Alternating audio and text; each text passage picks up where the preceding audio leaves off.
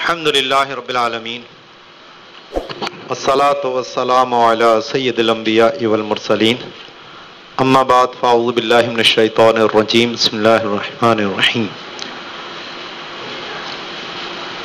وَكُرِهَ تَحْرِيمًا مَعَ الصِّحَّةِ الْبَيْعُ عِنْدَ الْأَذَانِ الْأَوَّلِ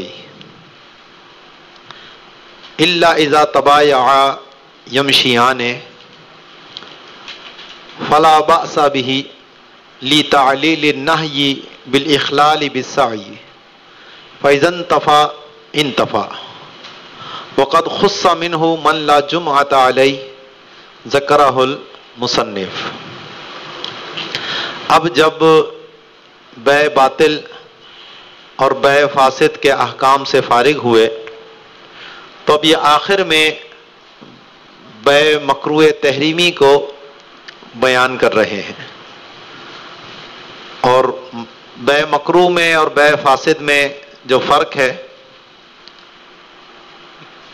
کہ یہ کسی معنی مجاور کی وجہ سے اس میں خرابی آتی ہے، یہ اپنی اصل کے اعتبار سے بھی مشروع ہوتی ہے اور اپنے وصف کے اعتبار سے بھی مشروع ہوتی ہے، تو اسی لیے اصل اور وصف کے اعتبار سے تو یہ بیع صحیح ہے، لیکن اس معنی مجاور کی وجہ سے اس میں کراہیت پیدا ہو جاتی ہے۔ تو جب یہ بیع صحیح ہے تو بیع صحیح میں جس طرح ثمن لازم آتا ہے تو اس میں بھی ثمن ہی لازم آئے گا، جس طرح بیع صحیح میں عقد کرنے کے بعد مشتری کی مبیع میں ملکیت حاصل ہو جاتی ہے تو اس میں بھی ملکیت آ جاتی ہے، لیکن اس کراہیت کی وجہ سے دیانتاً ان دونوں پر یہ واجب ہے کہ اس عقد کو ختم کیا جائے، اور جو یہ نفع اس کے ذریعے آئے گا وہ اس کے حق میں طیب نہیں ہے بلکہ خبیث کہلائے گا، اس پہ اس کا صدقہ کرنا لازم ہوگا۔ تو ان مکروہات جو انہوں نے یہاں بیان کیے ان میں سب سے پہلے ہے جمعے کے دن جمعے کی نماز کی جو پہلی اذان ہو اس کے بعد بیع کرنا، کیونکہ قرآن پاک میں سورہ جمعہ کے اندر اس سے منع کیا گیا، اذا نودی للصلاۃ من یوم الجمعۃ فاسعوا الی ذکر اللہ۔ تو یہاں دو حکم بیان ہوئے، سعی کا کہ اللہ کے ذکر کی طرف سعی کرو، اور وذر البیع اور بیع کو چھوڑ دو۔ تو فاسعوا الی ذکر اللہ سے ہر وہ کام ممنوع ہو جائے گا جو سعی میں خلل ڈالے، چاہے اس کا تعلق خرید و فروخت سے ہو یا نہ ہو، وہ سب ممنوع ہو گئے۔ جیسے اب نکاح کرنا منع ہو گیا کیونکہ سعی میں خلل ڈال رہا ہے یہ، اور عقود جتنے بھی ہیں وہ سب منع ہو جائیں گے،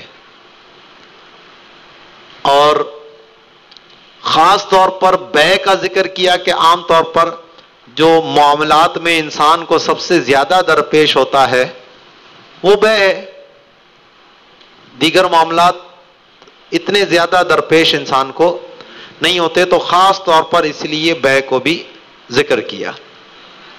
اب یہاں چند بحثیں ہیں۔ پہلی بات تو یہ کہ اذان سے مراد کون سی اذان ہے، کیونکہ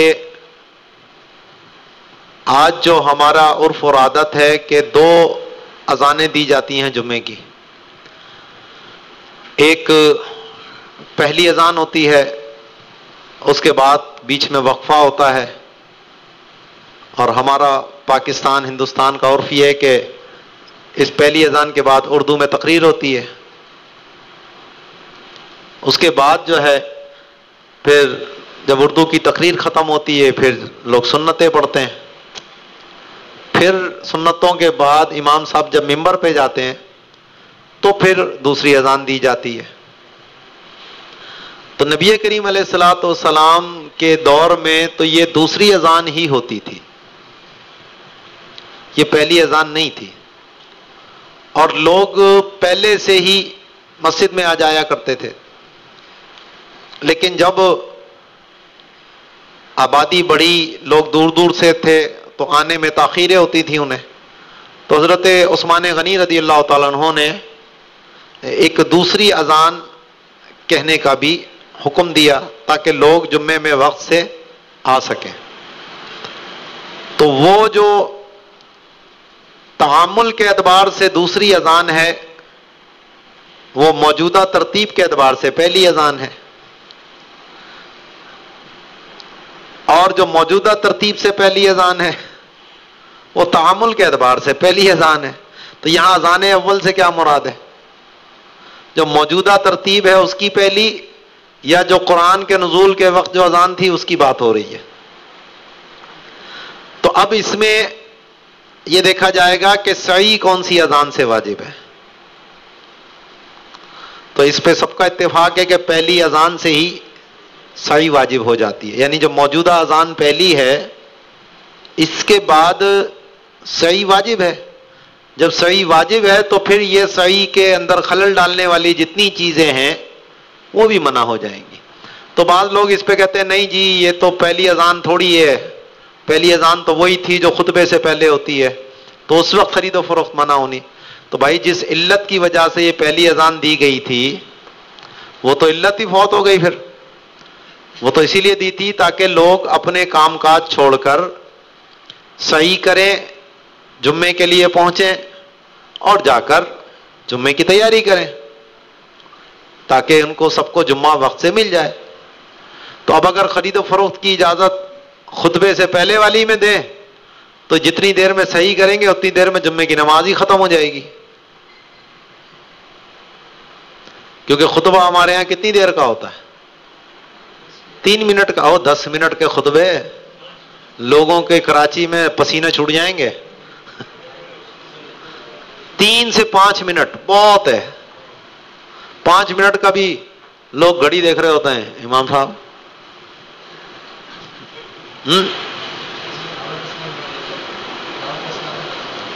وہ تو دیوانے لوگ ہیں نا یار، میں عوام کی بات کر رہا ہوں۔ تو دیوانوں کی تو بات ہی الگ ہے نا، وہ تو اب فیضان مدینہ میں جمعہ ہوتا ہے 3:30 بجے، اب یہ سردیاں بس جمعہ ختم کرو گے اور عصر شروع ہو جائے گی، تو جمع بین الصلاتین ہوتا ہے ادھر، تو جمع سوری، جمع حقیقی تو بہرحال نہیں ہوتا، لیکن ایک عام طور پر لوگ اس طرح تو نہیں پڑھتے جمعہ کہ بالکل عصر سے متصل جمعے ہو رہے ہوں۔ اسی لیے وہاں سب سے زیادہ وہ پہنچتے ہیں جو یا تو دیوانے ہوتے ہیں، ٹھیک ہے، یا وہ پہنچتے ہیں جو سب سے زیادہ ڈھیلے ہوتے ہیں۔ کہیں جمعہ نہیں ملا، چل میرا بھائی ادھر چلا جا، یا دیر سے سو کر اٹھا یا یہ کیا، کام میں لگا رہا، وہ لوگ پھر وہاں پہنچتے ہیں۔ یا ایک وہ ہمارے علاقے میں بھی ہے بغدادی مسجد تینٹی پر، ان کا بھی جمعہ ایسے ہی ہوتا ہے۔ یا ایک تیسری قادری مسجد ہے، ہاں تو وہی ہے نا، جمع بین الصلاتین کرتے ہیں لوگ۔ تو یہاں سارے وہی پہنچتے ہیں ڈھیلے لوگ۔ اور بھائی جمعے کا جو ٹائم ہے، جو سنت طریقہ ہے اس کے مطابق پڑھو۔ اتنی تاخیر سے جمعہ نبی کریم علیہ الصلوۃ والسلام سے ثابت نہیں ہے کہ بالکل عصر سے ملا دیا ہو جمعہ۔ ظہر کا تو آیا ہے ابردو بالظہر، اور وہ بھی سفر کے حالات میں تھے۔ عمومی طور پر تو آپ علیہ الصلوۃ والسلام اول وقت میں نماز ادا فرمایا کرتے تھے۔ تو بہرحال تو اذان اول کے وقت سے ہی یہ بے کی ممانعت ہو جاتی ہے۔ اب اس پہ پھر ایک گفتگو یہ ہوئی کہ اگر دونوں نماز کے لیے ہی جا رہے ہیں تو راستے میں کیا چلتے ہوئے ایجاب و قبول کر سکتے ہیں؟ تو اگر اس کی علت اخلال بھی صحیح ہے تو اب یہ عمل اخلال بھی صحیح تو نہیں کر رہا، یہ دونوں جا رہے ہیں، یا بس میں بیٹھے ہوئے، ڈرائیور بس چلا رہا ہے یا آپس میں بات کرتے ہوئے جا رہے ہیں، یا کشتی میں جا رہے ہیں، کشتی ملا چلا رہا ہے اور یہ بیٹھ کر خرید و فروخت باتیں کرتے ہوئے جا رہے ہیں جمعہ پڑھنے، یا موٹر سائیکل پہ بیٹھے ہوئے، ایک بندہ موٹر سائیکل چلا رہا ہے، دوسرا پیچھے بیٹھ کے کان میں اس کے خسر پسر، ہاں بھائی کتنے کی دے رہا ہے، یہ کتنے کی دے رہا ہے، تو یہ اخلال بھی صحیح تو نہیں ہے، تو پھر یہ جائز ہونی چاہیے۔ تو بعض علماء نے، امام زاہلی وغیرہ نے اس کو جائز کہا کہ اس میں کیونکہ اخلال بھی صحیح نہیں ہے اس لیے اس کی اجازت ہے، لیکن خود ماتن نے جو باب الجمعہ ہے اور علامہ شامی کا بھی رجحان یہی ہے کہ جناب اس کی اجازت نہیں ہونی چاہیے۔ وجہ اس کی یہ ہے کہ قرآن میں سعی کا حکم الگ دیا گیا ہے اور ترک بیع کا حکم الگ دیا گیا ہے، وذر البیع، اور قرآن فی الحکم یعنی قرآن فی الذکر قرآن فی الحکم کو مستلزم نہیں ہے کہ دو چیزیں اگر ایک ساتھ آئی ہوں تو دونوں کا حکم ایک جیسا ہو، ایسا نہیں ہے۔ جیسے اقیموا الصلاۃ وآتوا الزکاۃ، تو ایک شخص ہے جس پر زکوٰۃ واجب نہیں ہے لیکن نماز اس پہ فرض ہے، ایک بندہ اس پہ نماز فرض نہیں ہے لیکن زکوٰۃ فرض ہو سکتا ہے نا؟ تو حالانکہ دونوں ایک ساتھ آئے، اقیموا الصلاۃ وآتوا الزکاۃ، تو یہ قرآن فی الذکر ہے، یہ مستلزم نہیں ہے اس بات کو کہ حکم میں بھی دونوں ایک جیسے ہوں۔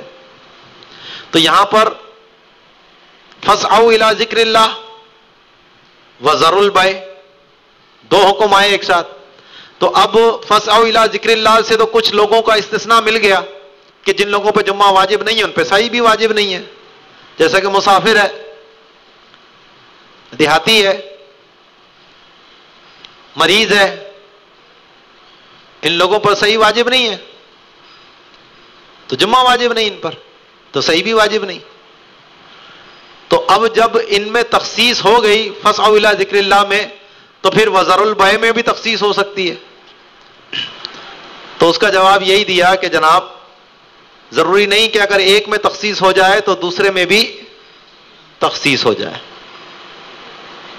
تو اس لیے علامہ شامی کا بھی رجحان یہ ہے کہ یہ ممانعت ان چلنے والوں پر بھی آتی ہے، جو چلتے چلتے بیع کریں گے تو وہ اس حکم کی خلاف ورزی ہو رہی ہے وذروا البیع، تو انہوں نے ذروا البیع تو نہیں کیا، بیع کو تو نہیں چھوڑا انہوں نے، تو یہ قرآنی حکم کی مخالفت ہوئی، تو مکروہ کا حکم ان پر بھی لگے گا کہ جو چلتے چلتے بیع کر رہے ہیں۔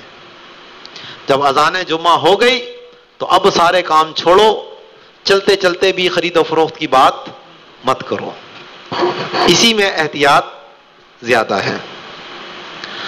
اب موجودہ دور میں اور مسئلہ پیدا ہو گیا ہے، پہلے تو بھیا ایک شہر میں ایک ہی جمعہ ہوتا تھا، تو سب کو پتا ہے وہ اذان ہو گئی، چھوڑو بھائی پہنچو مسجد۔ اب ایک ہی شہر میں تعدد جمعہ، یہ ایک مختلف ہی مسئلہ ہے کہ کیا ایک شہر میں ایک سے زائد جمعے ہو سکتے ہیں یا نہیں ہو سکتے، تو بعض علماء تو اس کی اجازت ہی نہیں دیتے، لیکن آج اس وقت بلوے کی کیفیت ہے، یہاں پر ایک شہر میں ایک جمعہ کیا ایک محلے میں کئی کئی جمعے ہو رہے ہیں، اور بعض جگہ تو ایک ایک گلی میں، ایک گلی کے نکڑ پہ یہ مسجد ہے، دوسری نکڑ پہ دوسری مسجد ہے، ادھر بھی جمعہ ہو رہا ہے ادھر بھی جمعہ ہو رہا ہے، اور بعض تو ایسی ہیں کہ جو آمنے سامنے ہیں۔ یہ اسماعیل گیگا مسجد اور وہ زینب مسجد ہے میرا خیال ہے، یہ جب اتنی چوڑی گلی ہے، ادھر ایک مسجد ادھر ایک مسجد، دونوں سنیوں کی ہیں، یہ بھی نہیں کہ کوئی بد مذہب اور اس کا معاملہ۔ دونوں جگہ جمعہ ہو رہا ہے. کیونکہ اب یہ تو عام آدمیوں کو تو یہ مسائل پتہ ہی نہیں ہے نا. وہ کہتے ہیں جمعے مسجد ہے بھائی جہاں مرضی نماز پڑھ لو. لیکن جمعے کی نماز کی ایک الگ اہمیت تھی. یہ مسلمانوں کی اجتماعیت کو ظاہر کرتی تھی. تو اسی لیے شہر میں ایک ہی جمعہ ہوتا تھا, سارے وہاں جمع ہوں. لیکن اب ظاہر ہے کہ جتنے بڑا کراچی شہر ہے, اب اگر یہاں ایک جمعہ ہونے لگے تو اتنی بڑی مسجد کہاں سے لاؤ گے؟ 2.5-3 کروڑ کی آبادی ہے. اس میں سے آدھی آبادی چلو عورتوں کی نکال دو, ان پہ جمعہ نہیں ہے. مریض نکال دو, بچے نکال دو, پھر بھی 1 کروڑ تو ہوں گے.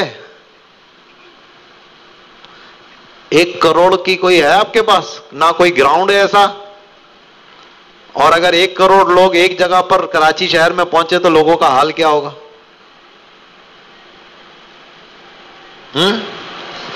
بلوے کا بھی بلوا ہے. اسی لیے اتنے بڑے بڑے شہر بنانے سے ہی منع کیا گیا. یہ کراچی تو پتہ نہیں اس کی حد کیا ہے کیا نہیں, بندہ چلتا چلا جائے ایسا حال ہے. اور جہاں جہاں وہاں لوگ رہ رہے. تو اب ایک محلے میں کئی مسجدیں ہیں, ہر جگہ جمعہ ہو رہا ہے. تو اب کون سی اذان پر کاروبار بند کریں بھائی؟ اب یہی فیضان مدینہ کی لے لو, اس کے برابر میں حنفیہ مجاہدین مسجد ہے, بالکل برابر ہے. فیضان مدینہ کی محراب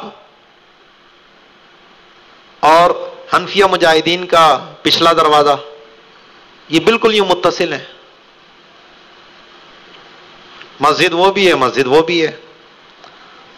وہاں نماز 1:30 بجے ہو رہی ہے, وہاں نماز 4 بجے ہو رہی ہے. اب ان کی اذان تو 1 بجے ہو گئی. اب فیضان مدینہ والے جتنے دکاندار ہیں سب کو اذان کی آواز آ رہی ہے, تو وہ کاروبار کب بند کریں؟ نماز پڑھنی انہوں نے فیضان مدینہ میں 4 بجے, ادھر اذان 1 بجے بلکہ 12:30 بجے ہو گئی. سردیاں ہیں نا, جلدی ہو رہی ہے اذان کا ٹائم. تو اب کیا کریں گے؟ کون سی اذان پہ کاروبار بند کریں؟